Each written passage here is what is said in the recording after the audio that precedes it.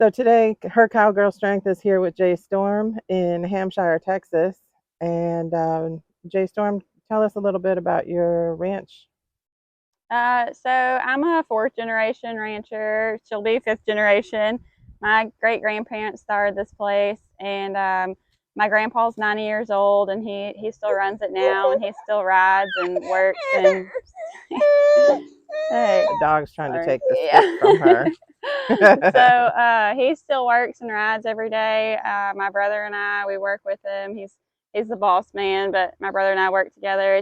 Just a family deal around here. She goes with me most days. My mom helps babysit. My grandparents help babysit. We do what we got to do around here. So she'll ride out with you on the horse? Oh yes, ma'am. She's been riding since she was well, basically she was born. I've got one of those little carriers I'll put on, and she'll ride on the front. And she has worked cows many a days, and she's taken naps in Real, the truck many a days. really?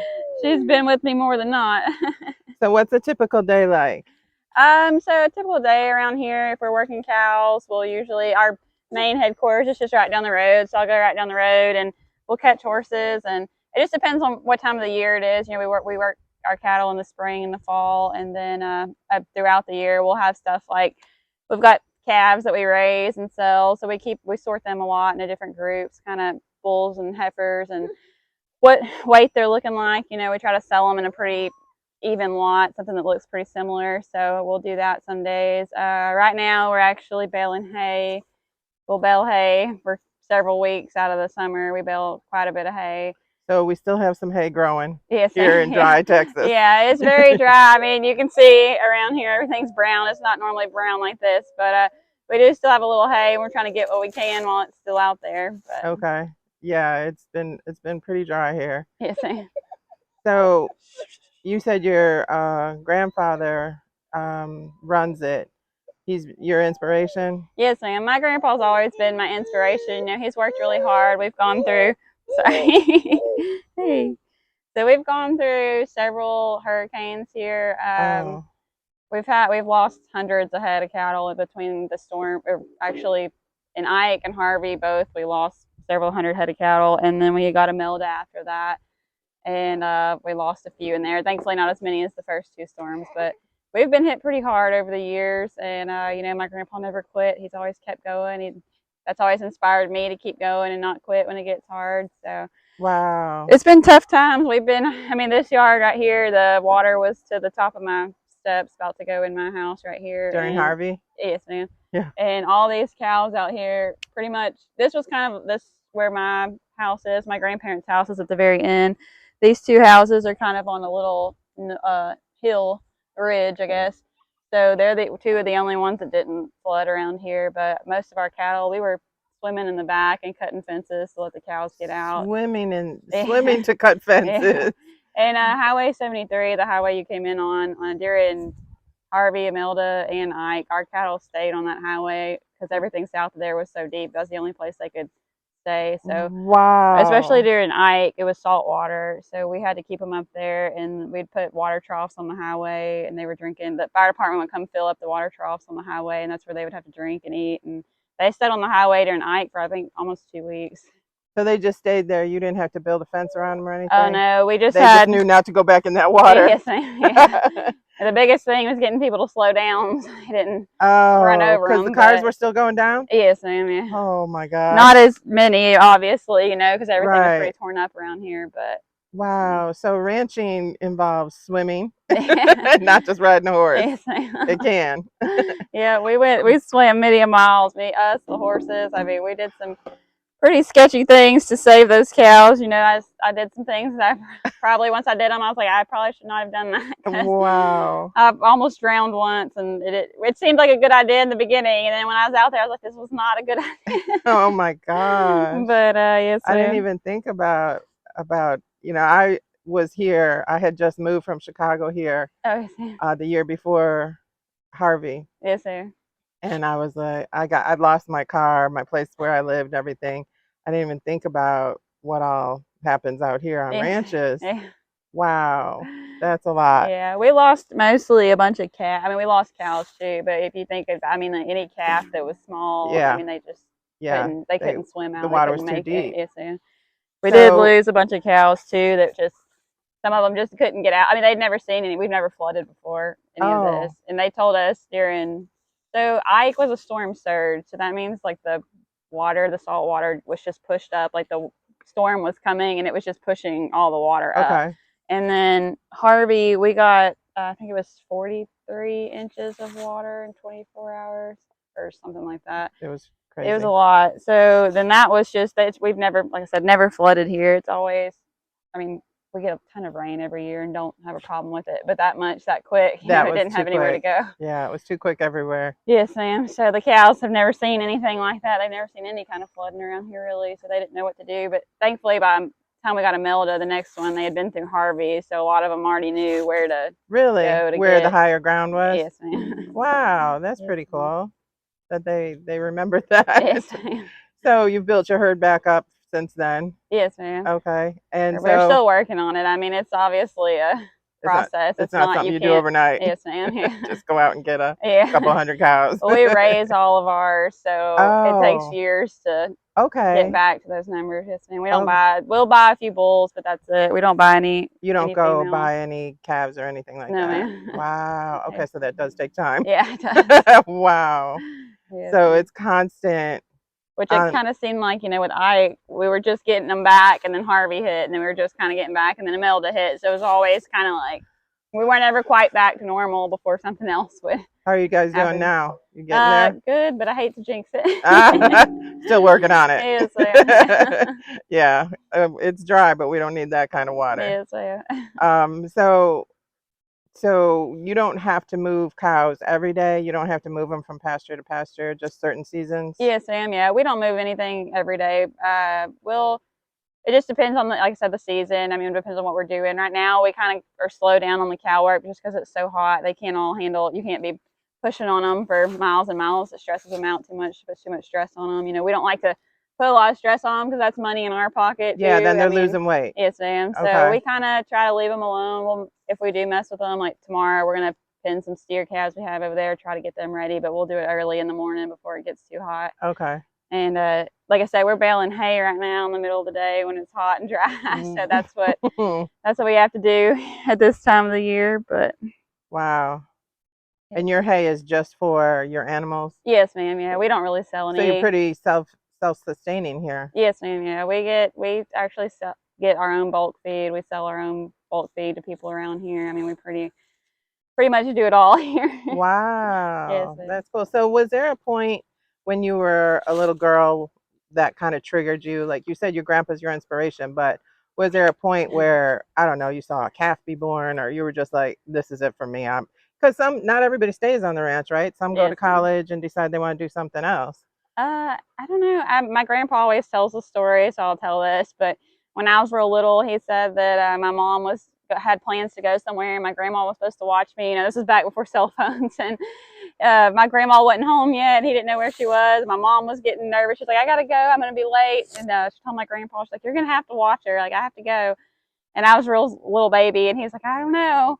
Well, he took me, and he said that he put me on his arm like this, looking out his truck window. We rode around here looking at cows, and he said, I've been looking at cows ever since. Oh, so you were her age or younger? Yes, ma'am. Yeah. Oh my gosh, so it's a genetic thing. Yes, ma'am. So I've been riding with my grandpa. I've working cows with him. I mean, like I said, since I was as small as her, my brother and I, we've worked cows as long as I can remember, and I mean, we've done it all pretty much. Wow, that's long days when we were little. I mean, I remember we used to always ask when lunch was over and over again, and it would probably still be like only 9 o'clock in the morning. But you had started so early. Yes, but that's an awesome story. We always loved it. I mean, we just, like I said, I guess. So, what do you think is the best part? I think we probably talked about the worst part, our floods. Yes. But is there what's the best part that you really like?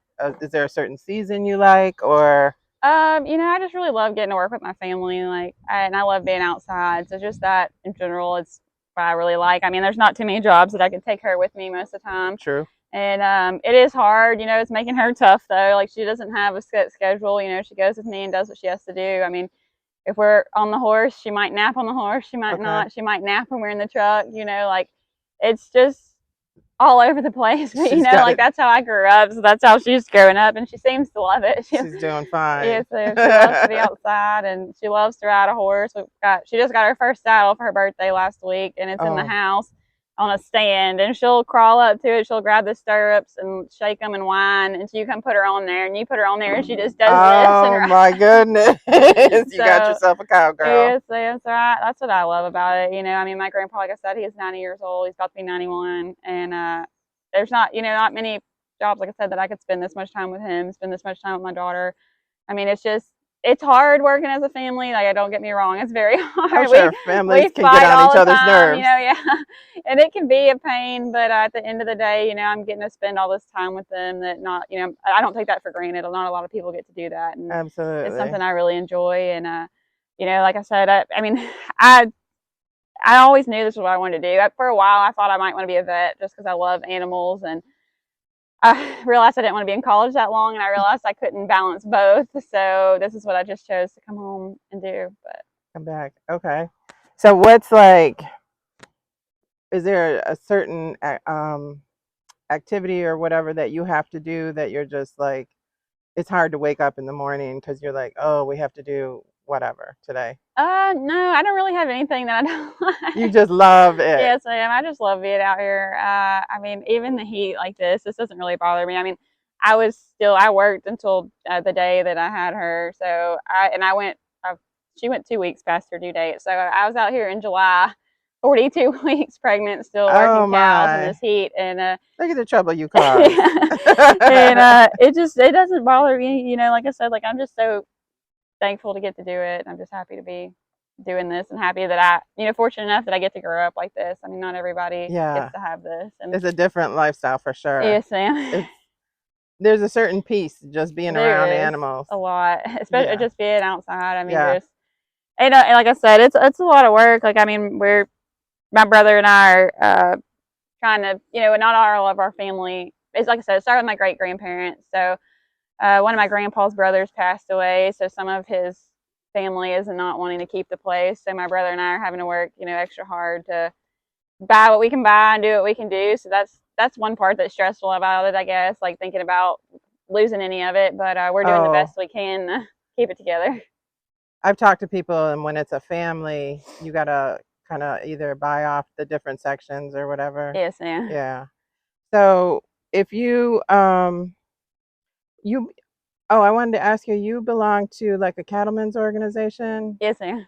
So do you notice any more females coming up in cattle or in ranching in general? Yes, ma'am. I definitely noticed more females recently. I mean, in our association, like there's several on the board. She's one of them coming up. And she knows she's not supposed to have my phone. That's why she's laughing because I'm letting her Oh, have it. So because she'll you're say, not paying attention right yeah. now. But yeah, I've gone to several like courses over the past few years, and there's definitely a lot more women there. I mean, just on social media, there's a lot of girls that I follow that do the same thing I do in different parts of the country, just because I think it's really interesting to see how other people do things. And there's definitely more of them out there than there used to be, I'd say. Okay, that's Yes, ma'am. cool. So, do you have anything that you would say to a woman that maybe they've inherited their family farm and are trying to figure out if they want a ranch or not, if they maybe it's small and they just want to put a small herd of goats out there or something? Is there any words of wisdom for women that are, kind of stepping out into more of a man's world technically? Yes, ma'am.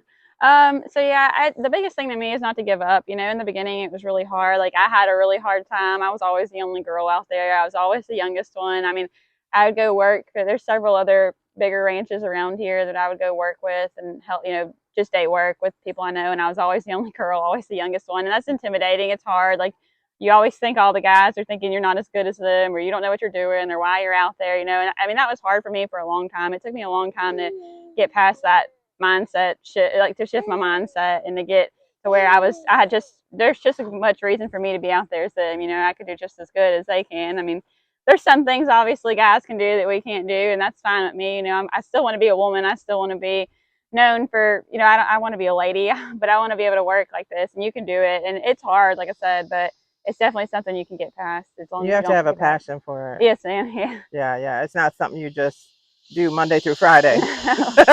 It's an all the time thing. Not a 9 to 5. No, ma'am. Okay. I really want to thank you for taking time out of your busy day here, you and the cows over there and your Yes, little ma'am. baby Jennings, and Yay. talking to us and sharing about the ranch life. Yes, ma'am. Thank you for having me. Thank you.